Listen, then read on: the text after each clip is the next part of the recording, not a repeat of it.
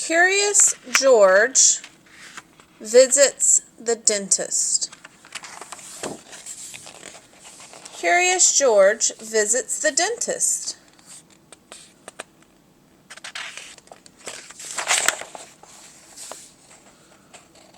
George was a good little monkey and always very curious.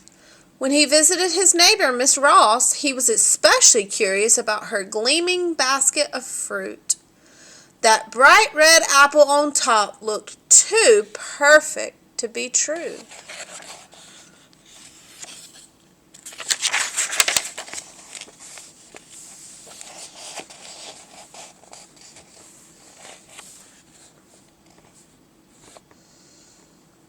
And it was. George bit into it and discovered that it was hard and sticky and not sweet. "Oh dear," said Miss Ross. "That's not a real apple, George. It was made of wax." George's tooth began to hurt. "You should always ask before eating something, George," the man with the yellow hat reminded him. By the time he went to bed that evening, George's tooth was less sore, but the next morning his tooth was wobbly.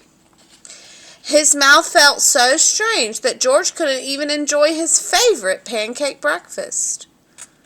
"We should see the dentist, George," the man said. "She can make sure that tooth of yours is all right."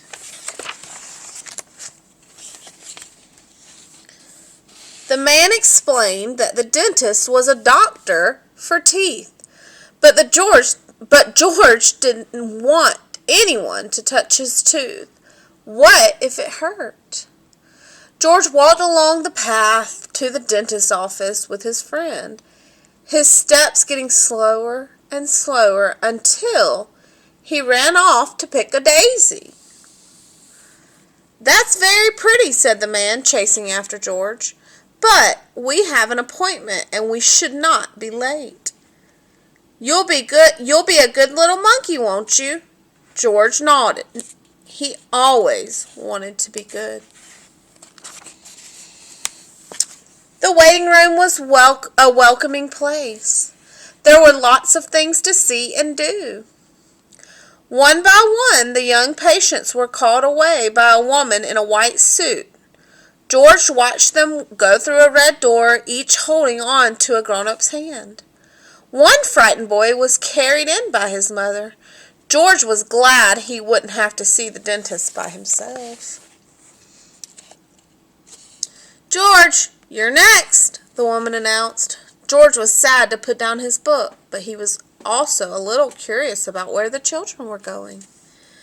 Was there a play area on the other side? The examining room was not filled with toys, but it was still interesting. There was a sink and a long chair for lying down. There was a stool for the dentist and a light above the chair. George was curious. Why were there two faucets in the room? "Hello, George. I'm Dr. Wang. It's nice to meet you," she said. "Why don't you lie down and we'll take a look at your teeth?"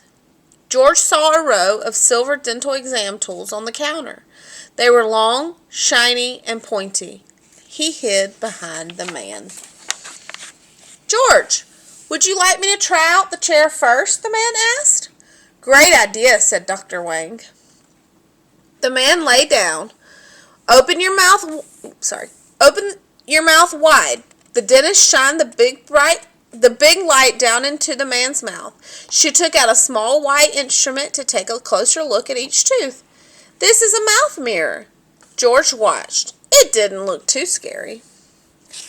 "Next, I'll count the teeth," Dr. Wang told George. She picked up one of those sharp, pointy tools.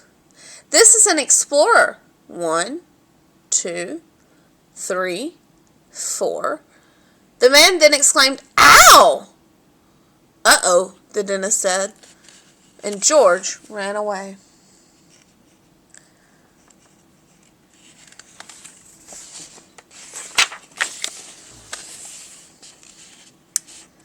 He left He left the exam room and scurried down the hall. There were many doors. He didn't know which one was the way out. He tried one door and walked into another exam room. "A monkey!" a little girl cried and jumped off the exam chair in excitement as George backed out of the room. He continued down the hall, opening doors and disturbing patients. In one room, the scared little boy from the reception area was crying. George had an idea. He jumped onto a table and began juggling packs of dental floss. The little boy stopped crying and smiled. Next, George leaped over the sink in the middle of the room. He pushed a button and the nearby water jet spurted, spraying water around the room. George squirted water into his own mouth and into the boy's mouth too. Next, George decided to switch on the overhead lamp, but the lamp tumbled over, spilling George safely on the floor. The boy clapped, but Dr. Wang stood in the doorway. "George, you naughty monkey," Dr. Wang said. "What a mess you have made." As soon as Dr. Wang looked into George's mouth... Hold on, I think we missed a page. "This monkey was the only one who could get Tyler to stop crying," the boy's mother said. Dr. Wang considered. She said, "It does look like we have some eager young patients. And if it weren't for you, George, I wouldn't have found this cavity in your friend's mouth." "Turns out I need to have a feeling," the man with the yellow hat said. "Come on, George, let's both get our teeth checked." As soon as Dr. Wang looked into George's mouth, she laughed. "Why, George, all you have is a loose tooth." A loose tooth sounded worrisome to George. "It's going to fall out soon. There's a new, permanent tooth right behind it. Looks like you've been doing a good job brushing your teeth." George jumped on his chair. He did. He brushed every night and morning. "Keep brushing and don't eat too many sweets," the dentist reminded him. "You want your teeth to be in good shape for the tooth fairy." George waved goodbye to his new friends. He went home with a new toothbrush, some dental floss, and instructions for his loose tooth. He should bite into as many hard apples as he could, as long as they were real, of course. He decided he didn't mind going to the dentist at all. That night he ate a healthy dinner with an apple for dessert. His tooth fell out with his second bite. He put it under his pillow. The next morning, George found a special coin in his tooth's place.